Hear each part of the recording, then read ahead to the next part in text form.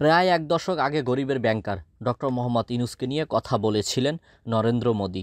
ঘটনাস্থল মুম্বাই, তারিখ ৩ জানুয়ারি ২০১৫ সাল। তখন তিনি বলেছিলেন, আজ আমাদের সঙ্গে এমন একজন নোবেল বিজয়ী আছেন সমাজবিজ্ঞান নিয়ে, যার নিজস্ব ব্যাখ্যা ও রূপায়ণের সুবাদেই সমাজের দরিদ্রতমরা তাদের জীবনেও আশা, সুযোগ আর মর্যাদার সন্ধান পেয়েছেন।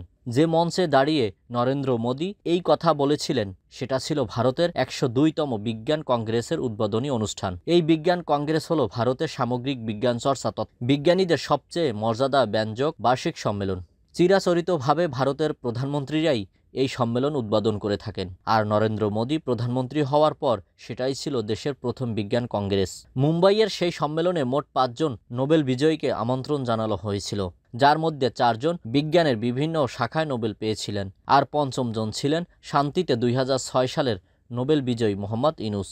প্রধানমন্ত্রী মোদির হাত থেকে সম্মাননা গ্রহণ করার পর ডক্টর ইউনূস বিজ্ঞান কংগ্রেসের প্রায় ২০,০০০ প্রতিনিধির সামনে প্লেনারি সেশনে ভাষণও দিয়েছিলেন। উল্লেখ্য, গত ৮ আগস্ট সন্ধ্যায় ডক্টর মোহাম্মদ ইউনূসের নেতৃত্বে শপথ নেয় অন্তর্বর্তী সরকার।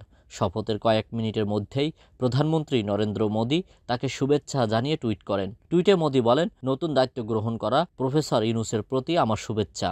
আমরা আশা করি বাংলাদেশে স্থিতিশীলতা ফিরবে, হিন্দু ধর্মাবলম্বী সহ সকল সংখ্যালঘু সম্প্রদায়ের নিরাপত্তা নিশ্চিত হবে। তিনি আরও বলেছেন, ভারত বাংলাদেশের সঙ্গে কাজ করার প্রতিশ্রুতি, উভয় দেশে নাগরিকের শান্তি, নিরাপত্তা উন্নয়নের আকাঙ্ক্ষার প্রতি বদ্ধপরিকর। আল্লাহ মিনাম তাওহীদ, ২১ সংবাদ, নিউজ ডেস্ক।